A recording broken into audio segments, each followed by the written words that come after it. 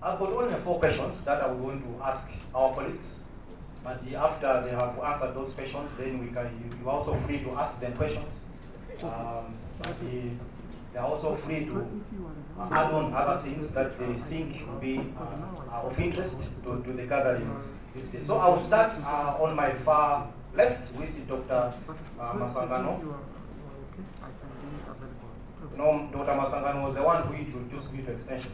So he was my lecturer in those days, teaching us introduction to extension. So whatever I'm doing here, it was him who introduced me to these things. So today, it's me now asking questions to my former lecturer.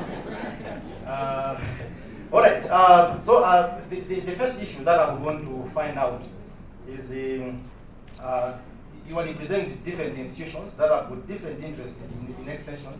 So we just want to give a small introduction about your institution and also what are your interests in as far as the agriculture extension is concerned. So I'm giving 2 minutes to each one of you to just explain your institution, but also what are your interests as far as agriculture extension is concerned.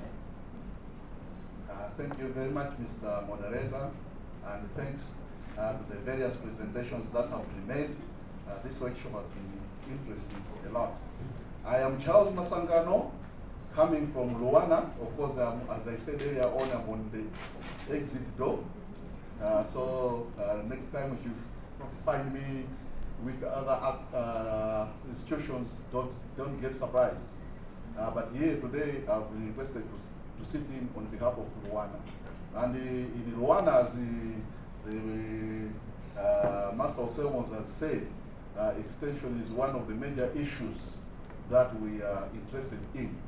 Actually, going back in the history, the establishment of Bunda College in 1965, the main issue which motivated the establishment of the college was to come up with the extension staff for the country and the estate managers for the country. So extension has been a major interest for that institution. Today it has this different, diversified in different areas, but extension has been a major interest. And those who know me very well, they know how much extension is at my heart, and especially DICE system now is very much interest to me, because the extension performed without a proper system, to me, doesn't make sense. You have to place it in a system which can organize it very well. Some of the things which are coming out here as challenges, I think they are stemming from the fact that we need to have a proper system. Then we can coordinate activities properly. So extension is a major interest to me. All right, Gloria, that's from NASFAM, the farmers themselves. Yeah, morning. About NASFAM, it is a smallholder-owned membership organization in the country, and it is founded on the principles of collective action and democratically governed by its own members. Currently, we have over 100,000 members, and NASFAM has got 2 subsidiaries, the trust and the commission. So among the crops that NASFAM is promoting, we've got the legumes, soybean and groundnuts, rice, chili, the beds are in chili, the other crops like tobacco, and other small crops like pigeon peas and others. Working with smallholders, there are constraints to production by the smallholder farmers. I'll only mention 5. One is lack of information on production, marketing, and also storage of their produce. The second one is lack of capital. For them to access quality inputs, they need money and other capital investment. And the last one is climate change. It's also constraints to production. So agriculture extension is coming in as one of the approaches to address those. All right. Catherine? Thank you. My name is Caitlin Shawn. I'm representing Farmers World, actually Farmers World and Agora, as part of the same company. Our interest in extension is more twofold. One, from the purely commercial side, since we are a for-profit business, we obviously rely on profitable farmers in order for people, like we're saying, to have the capital to be able to come in and buy our inputs. So that's why we're Excuse me, I don't know, are we getting her at the back? Okay, maybe speak straight to the mic. Oh, sorry. Can everyone hear me now? Sorry. Okay, I'll start over. I'm Caitlin from Farmers World and Agora. I was saying that our interest in extension is essentially twofold. So on the larger scheme, we are a for-profit company. We have many arms of the business, the most outward facing of which is our retail stores. And obviously those retail stores stock agricultural inputs, and thereby we rely on farmers to be profitable to be able to afford those inputs. So at a higher level, that's our interest in extension. We want to make sure that farmers are getting the right information and therefore becoming more profitable, more commercialized. On a smaller level or more internally, we're also interested in the results of this study because we do extension ourselves. About 2 years ago, we funded what we call our Farm Services Unit, which is an internal extension unit within Farmers World and Agora. So that's why we were also very interested in the results of this study to understand what's working, what's not, how we can be more effective ourselves, how we can maybe better evaluate ourselves as well. So that's where our interest in this particular study comes in. Thank you. Okay, George, really from Farm Radio Trust. Thank you so much. You've already mentioned my name and the organization, so I will not say that. But just to say that we are not a radio station, because most of the times when people hear the word Farm Radio Trust, they think we are a radio station. We are not a radio station, but we are a rural development extension advisory-based organization that promote the use of ICT for sustainable livelihoods for farming communities.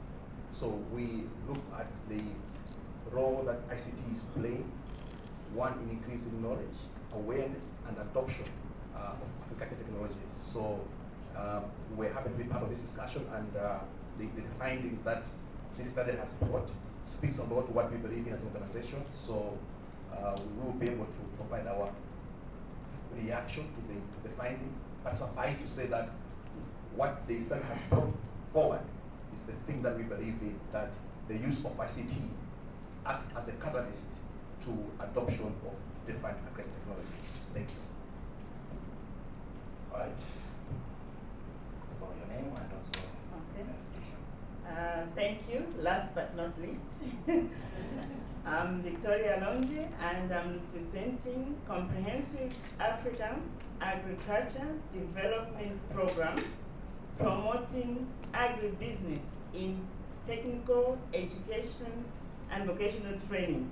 So basically your community colleges, your vocational technical colleges, we want to make sure that just as much as they have carpentry as a trade, they should have agriculture as a trade. So we are looking into competence-based, meaning when you are done with the extension services, the person has to have the competence to create that yogurt or to create any other value addition that you may so wish, from primary, secondary to the tertiary production value chains. So why comprehensive agriculture? Because we are working through NEPAD, formerly known as NEPAD. Now it's called African Union Development Agency, then dash NEPAD so that we don't get confused. And we work out of South Africa, but on behalf of the heads of states.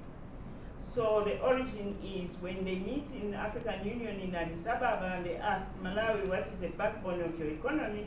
Naturally, the answer will be agriculture. And then the second question is like, oh, so how much did you contribute to the GDP?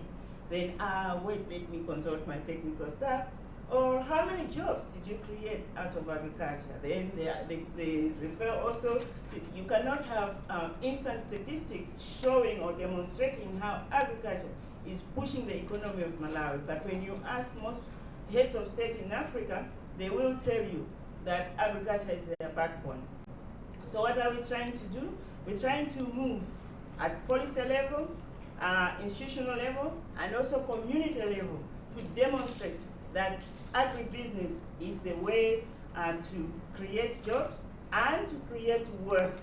Therefore, we are working into the outcome area, the impact area, not just the food security and nutrition security. We're taking the theory of change all the way, and we're very interested in this study because when it's all said and done, we would want to measure how much have we empowered Malawi. So at that point, we collaborated with our colleagues, IFPRI, to measure the women economic, women empowerment of agriculture index through the value chain, where for VC, I cannot even say it right. So extension for us is not just agricultural extension. We would also want to see extension services in the Ministry of Trade, for instance, because when we're talking of trade, export, aggregation, and things like that, we want to get in there. When it comes to the Ministry of Labor itself, we are housed in the Ministry of Labor here in Malawi. We would want to see strong extension services. When we talk of the private sector, where we're going to attach this person to develop the skills from primary production to the tertiary, the commercial and the manufacturing. When we attach this learner to the commercial private sector industry, there too we have frontline workers whom can call extension services. So at any one level, we're talking about advisory services, and you just have to define the audience and the demand or the nature of the need. Then you know at the end of the day, it's still extension services. So access to quality services for us sits at the key of what we are doing. Because when it's all said and done, it's that which makes a push from just eating or having $20 from data farmer at the end of 365 days, as opposed to maybe having $20 million at the end if you are really, really adding value in that theory of change. Thank you very much. All right, that's very interesting. Okay, so we'll go to the next issue. Now we are trying to go back to the study that has been presented. We have done our introductions, so I'll be throwing questions at random now. Here it was a floor, but now I'll just pick on anyone to respond. Now, let me start with the private sector. Of course, when Claudina was presenting, he talked about pluralism. You know, in the past, we used to see only government doing extension. Now the private sector has come, right? And she presented, she made her presentation, interesting findings.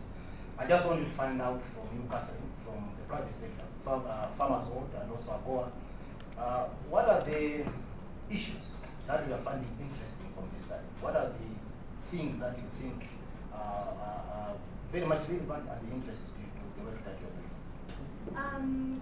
I think some of the most interesting findings from this study for us were around which types of extension were having an impact on both crop and income diversification.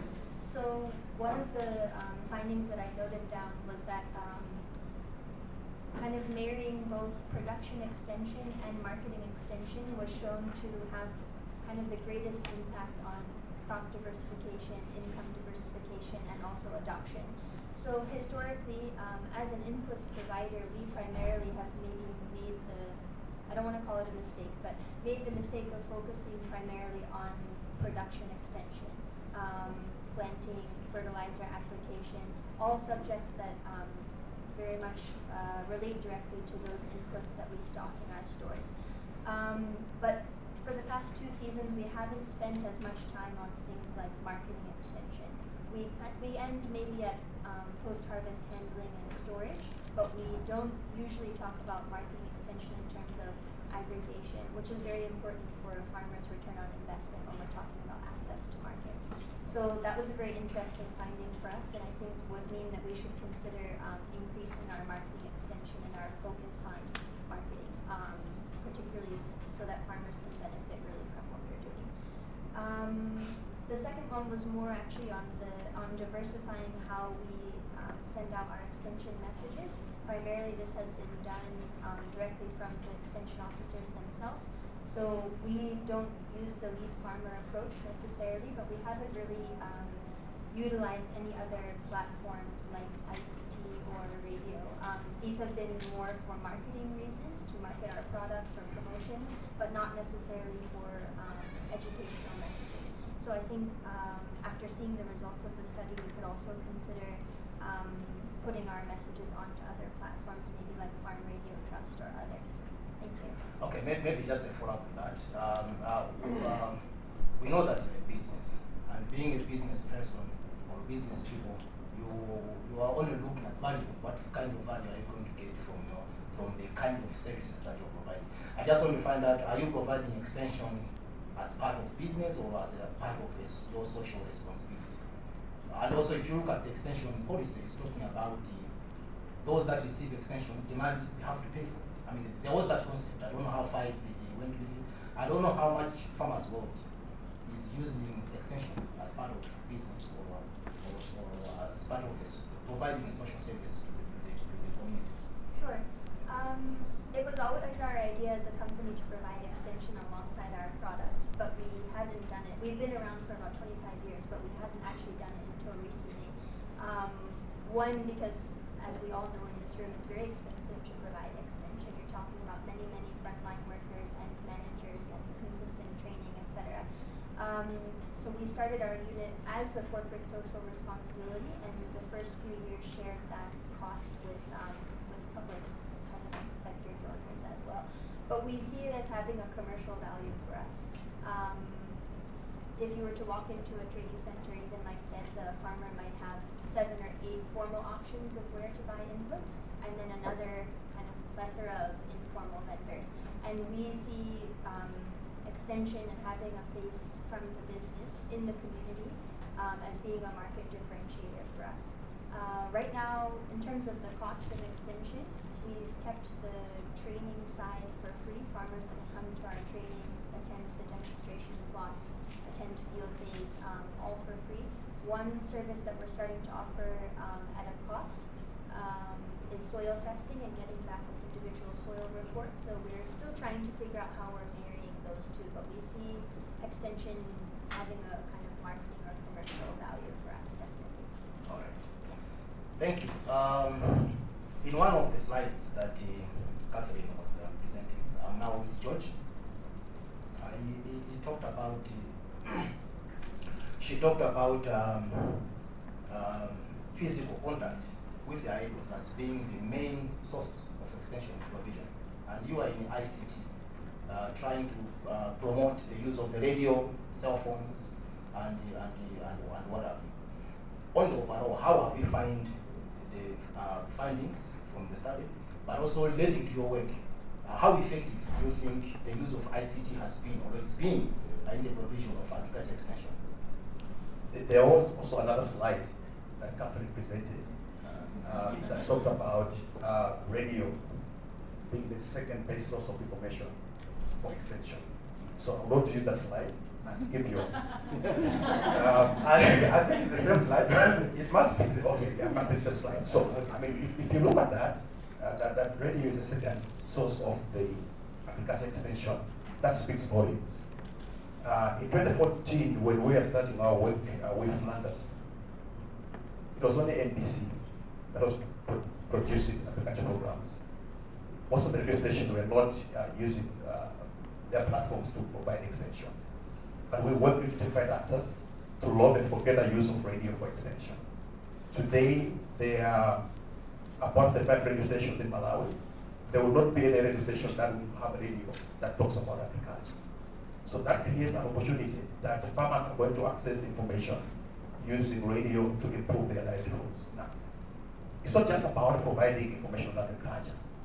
It's relevant and evidence-based information to improve agriculture. So that's the work that we believe in as Farm Radio, to work with different radio stations and also with extension workers to provide information on radio there was also a point when she was making a presentation that the good thing about radio is that people, they access the information whilst they are doing other things.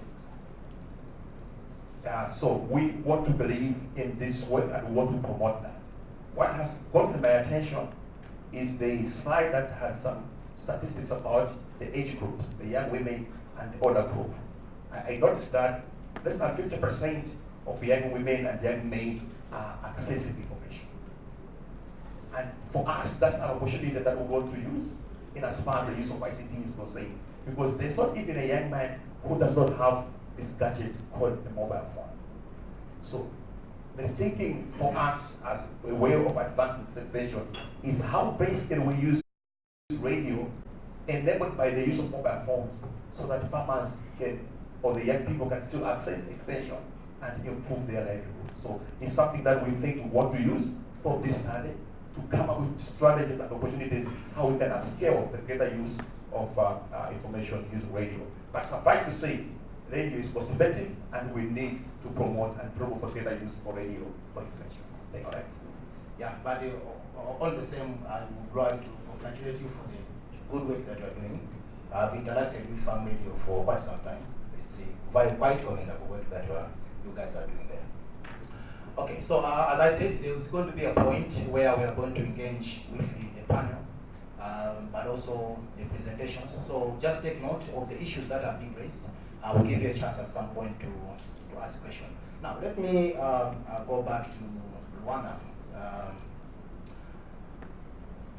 I know you have said that you are on the exit door, but I know there's a lot that the academia can get out of the study that Catherine presented. I just want to get from you, what are those issues of interest for the academia, for the students that you have, in as far as this study is concerned, but also looking forward to the kind of suggestions that you want to put forward in terms of informing policy and all those. But firstly, what are the issues of interest that you have gotten from the study or for the whole project that has been presented here? Thank you very much. I think I should commend IFPRI for doing a very good study, very educating, highlighted a lot of issues. Somebody made a comment to say we have had the feeling that it's difficult to assess the impact of extension, but this study is actually demonstrating that you can assess that impact and be able to defend the figures very well. So I should commend IFPRI so much for that. And this study is actually very helpful to our students. We have a couple of master's students in here. I wish we had given our PhD students around. I think they would have learned a lot in terms of methodologies, in terms of interpretation of results. This study has done a very good job.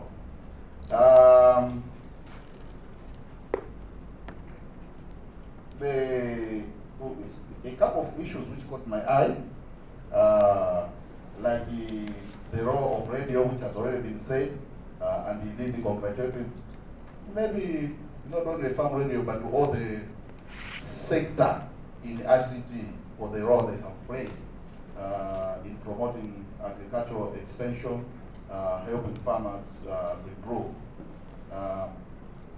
But also, we have noted from the study how that there is very high awareness but low adoption. That tells a lot.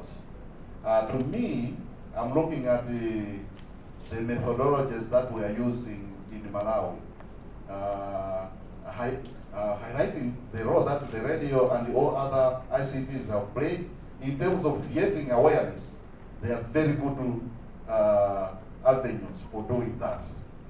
But if we have to convince a farmer to adopt, we all know the adoption process goes through various stages.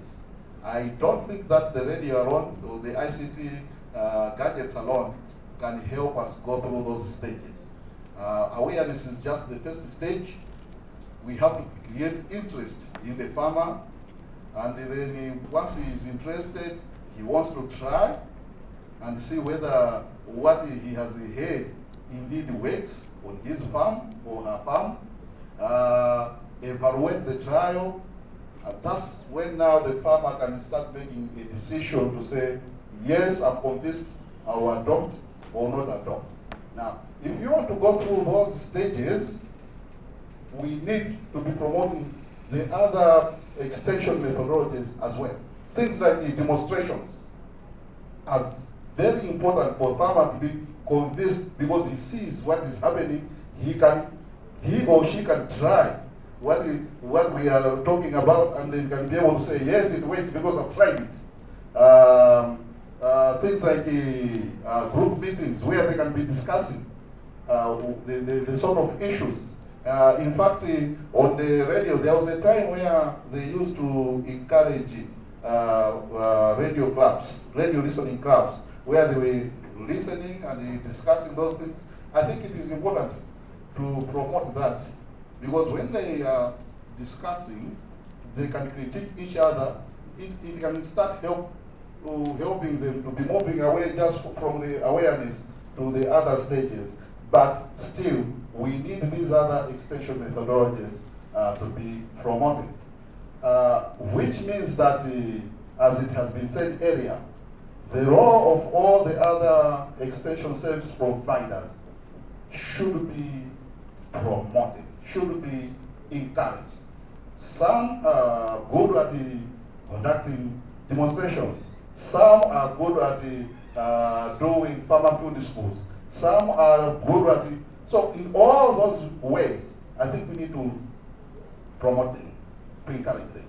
But as I'm saying so, the issue of coordination, collaboration is also very important. If these service providers are not properly coordinated, we have heard of some contradicting messages. In fact, our individual efforts may not be able to produce good results as much as if we put these efforts together and then working together as a team. I'm sure we'll be getting better results in that.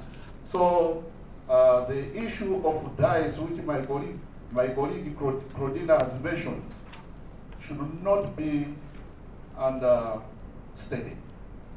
It is important that we should promote the dice system for proper coordination of our extension activities, for proper collaboration in our extension activities. Dice system needs to be working. Thanks to SANE for the efforts they have done in the 10 districts, but even in the other districts, I know EU has also started supporting. There's SAPS and IFPRI has also been promoting. I think we need to encourage even more of our development partners to make sure that there is a working system where these extension activities can be promoted through. With that working system, we can ensure that the various methodologies which are there are able to give results and impact. So I think that would be something which we should encourage. I'll go beyond your questions, sir.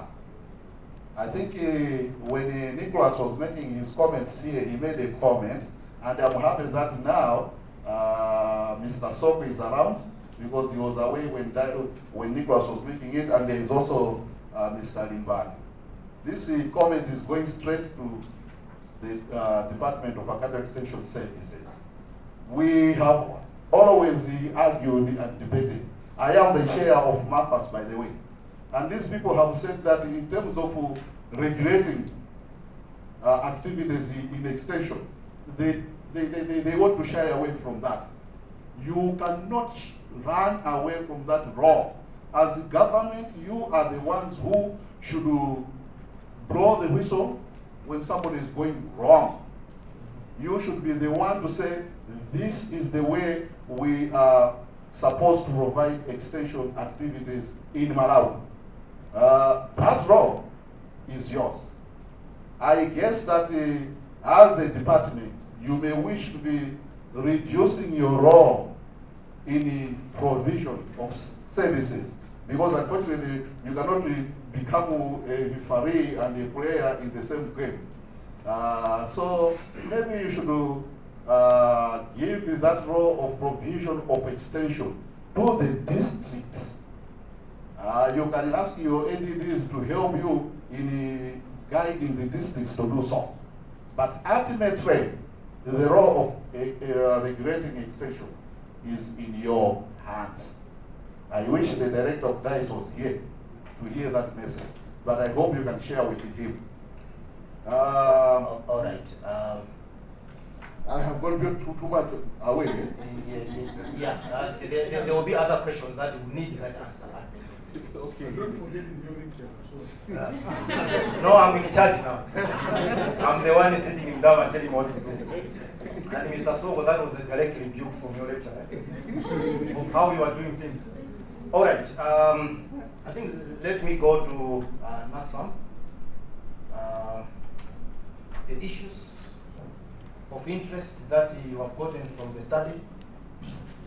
So this will be the last but one question for me, and then I'll open up for discussion.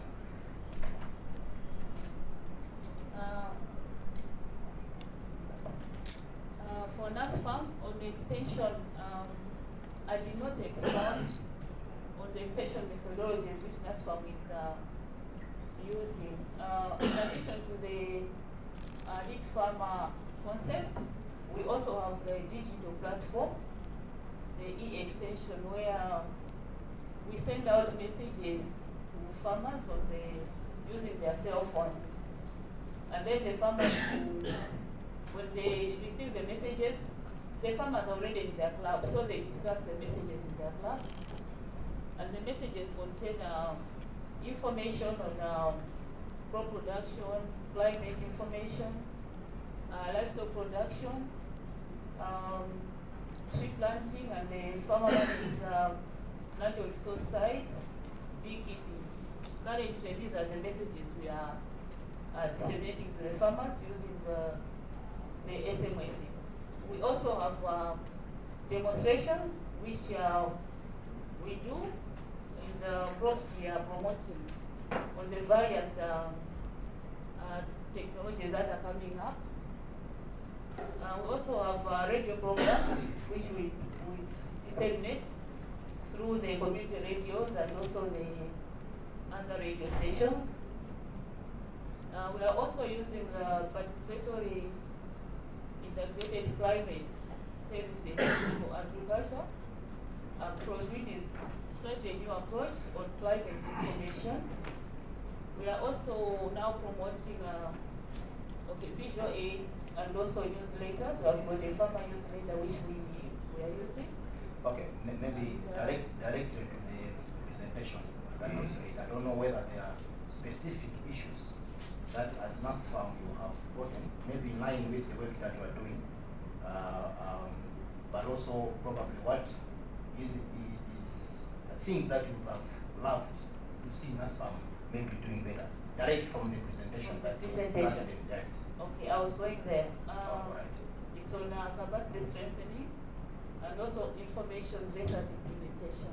That's what I got mostly, where we need to work with the extension officers that we have who reach out to the lead farmers so that the information is packed in a way that can be unpacked at farmer level and also maybe induce more adoption of the technologies. On this meeting, also on adoption rates, I've also gotten something which we need to work on or reassess the extension services that we are using. Maybe as NASFAM, we are looking at the farmers being a stakeholder who is receiving services, right? I don't know how has the different actors, the radio, the private sector, how have you interacted with them?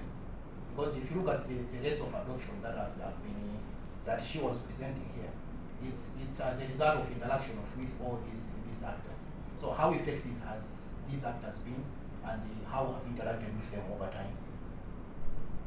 well, you are now answering as a farmer, from the farmer organization.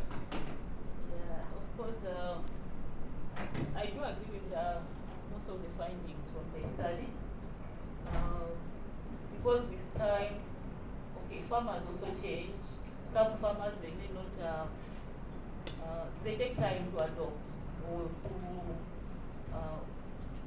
agree to a technology. And then there are farmers also who have got like the issue of lead farmer selection. Maybe something we also need to look into that at NASFAM level. As a farmer, yeah, some of the technologies, they've led to improvement in the livelihood. Some which are difficult to do, maybe expensive, like the peat planting. Yeah, it's really true that farmers will pick it up for a season or two, and then they tend to make use of the land they are using that technology. It's because of the requirements of the technology, which are, yeah, another assessment needs to be done on to learn how we can promote the technology amidst the farmer resources. All right. Thank you very much. Once again, last but not least, Victoria. I would want you to answer that question, but I'll also give you the last question so that you'll be the first on the last question. The last question that I would want to find out is, which areas do you feel as an institution that needs more research? We have got the donors here and the researchers here. Which areas do you think needs further research? So apart from telling us what you have found interesting in the study, also tell us what you think should be the areas of further research. So this will be the last question from me, and then I'll open up for discussion. Thank you. For me, the starting point is the lead farmer.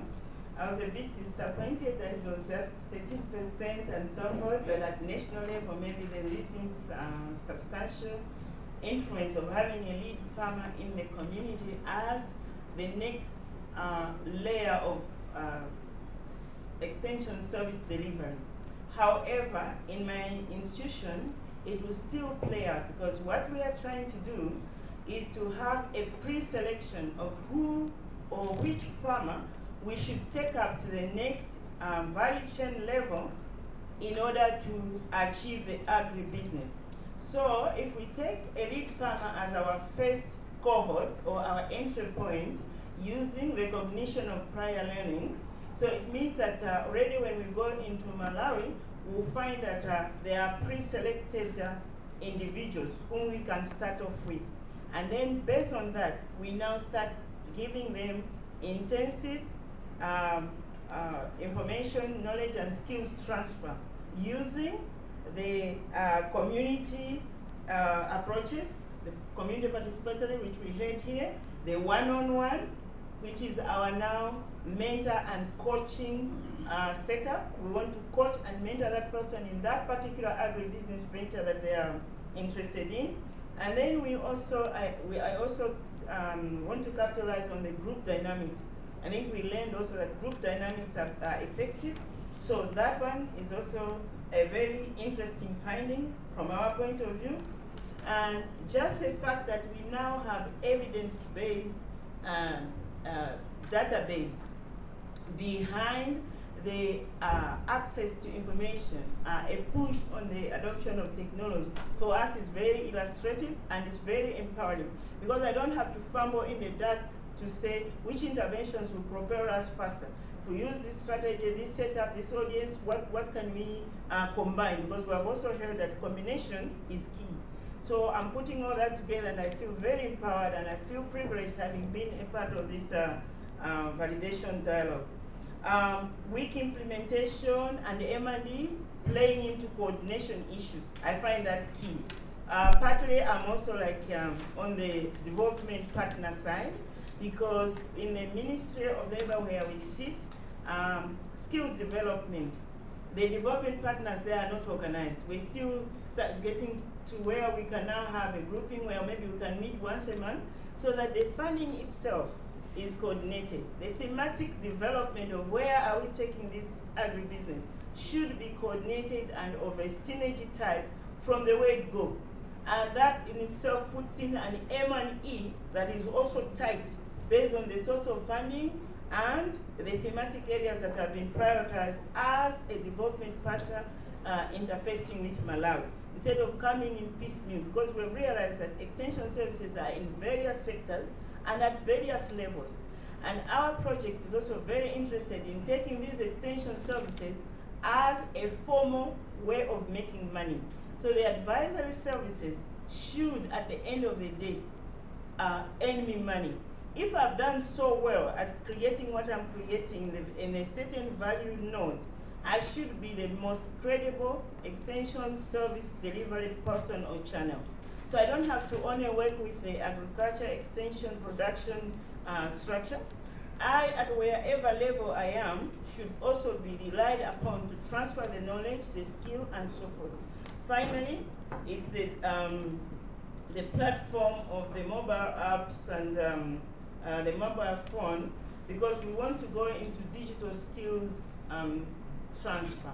So while it may be low, it also provides an opportunity that maybe we can go there, and should they have a second follow-up study, we want to see how far has a smartphone maybe influenced or impacted the transfer of information, skills, and adoption of technologies. So for us, at the end of the day, we find that not only is coordination, collaboration important, we find that competition is also important.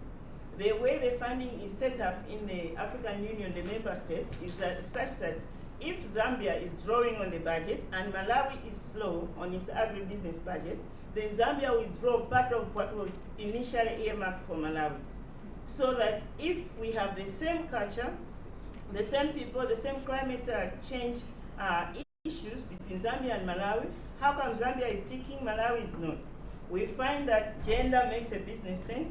So you go into, with the realities of Africa, everything else being equal, kind of set up a certain peer pressure. And because it's a business, yes, competition is healthy. Thank you. Okay, so on the second question, which areas should we go into more? I would want to see maybe more of the language of coordination in the policy quadrant, because we find that policy is disjointed and fragmented. Why am I saying this? We want to promote more women in the non-formal agriculture business skill uptake. But we find that there is no way you can measure who is in standard 1, who is in standard 5, and who is in form 4 in the non-formal sector.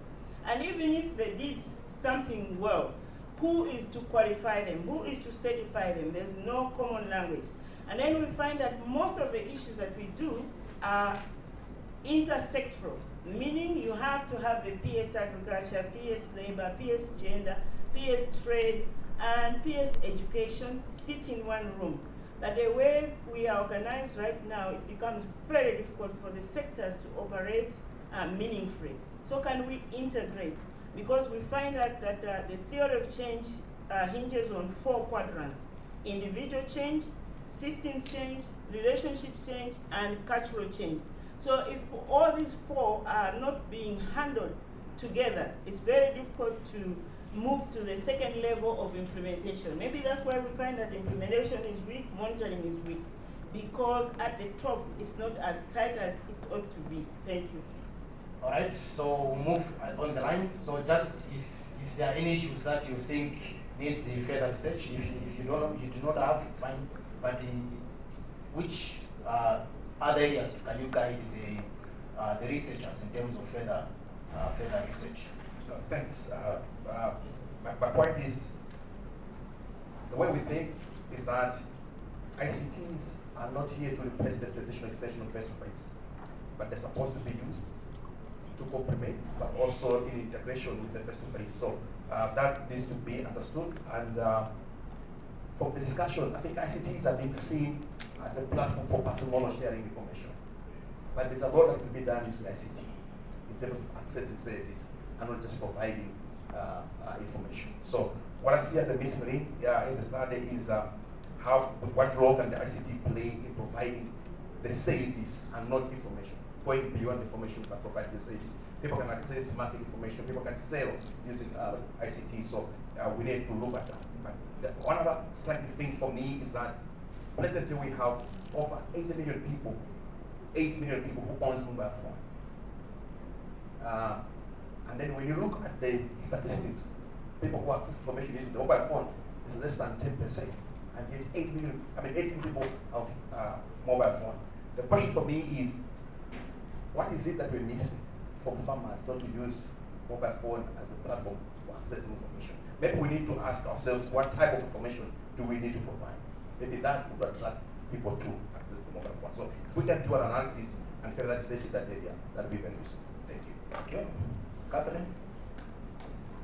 Thank you. I think from our side, in terms of further research, selfishly, it would be very interesting for us for there to be more of a focus on the effectiveness of private extension. I know that this study, because of where the data sets came from and also how many players there are in the system, the focus was still more on the public sector, but we would love to be part of further research on the effectiveness of the private sector and what we can do to improve. I also think that based on the findings from the study, one thing was that in terms of monitoring, evaluation, and setting targets for extension staff, to be more effective, moving away from just number of trainings, number of participants, and looking into other more performance-based targets, whether it's around adoption or commercialization, etc. So I think we would also love that, because for our extension staff, this is based both on extension performance and also on sales performance. So if there was a way that we could be part of the study, or we could learn from the study how best we can incentivize our extension staff, that would be great for us. Thank you. Areas that I'll be interested for more research is on the issues of ICT extension and also the lead farm extension service, looking at the effectiveness of the lead farmers and also how the different service providers are building the capacity of strengthening the lead farmers. The third one is on harmonization of extension services or messages by the different service providers.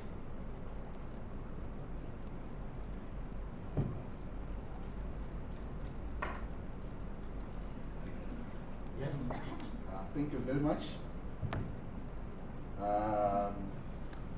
Maybe before I go straight to answer your question, I always go often. But the finding on the lead farmers, which the presenter made, are very interesting. The role of training to lead farmers, we have seen how it is important, and the fact that for a lead farmer to be effective must serve as a role model. Those farmers who are adopting being better in trying to promote adoption of other farmers. So these are very interesting findings, including even the fact that the lead farmer must be accepted by the community. I think these are things which must be disseminated widely, because actually it is the extension workers in the villages who have a very important role in selecting these lead farmers. They need to know these findings for them to be more effective. In terms of specific studies, there are quite a lot of areas where we would actually promote or encourage specific studies. And going back to your earlier question about our students, this study provides a very good opportunity for them to come up with interesting thesis projects, interrogate this data, or start from this data and create new data so that they can come up with very interesting studies. For example, we have seen how that the adoption studies have been made on specific technologies. But we also know that the adoption of a technology also relates to the characteristics of a particular technology. So our colleagues have just picked a few of those technologies. The question would be, would the adoption behavior be the same if it was a different type of technology? Technologies of characteristics like relative advantage, compatibility, complementarity, and all those things. So those can influence the behavior of farmers on how to adopt a particular technology. I wish more studies were done using different value chains, different technologies in that area. I was actually chatting with Catherine during tea break to say how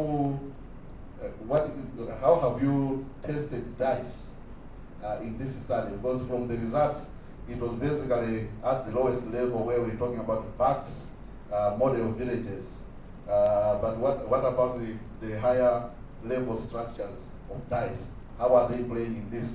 So that could be another area of study. Of course, I'm told that SANE has been playing a role in studying, making or qualitative studies in that area through their SCAT. I think these SCAT results have not been disseminated widely.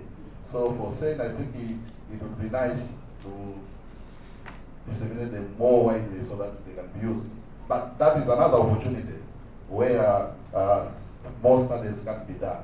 There are many areas we can talk about, but just citing two, I think those are examples.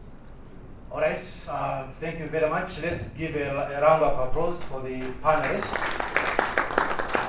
Of course, this round of applause is for what we have done just now. But I will request them to stay here so that we can interact with them for the issues that they have raised, but also I would also like to ask Catherine, that's it, so that we can also, if there are issues from the presentation that she has made, if there are areas of clarification, if there are questions that needs to be answered.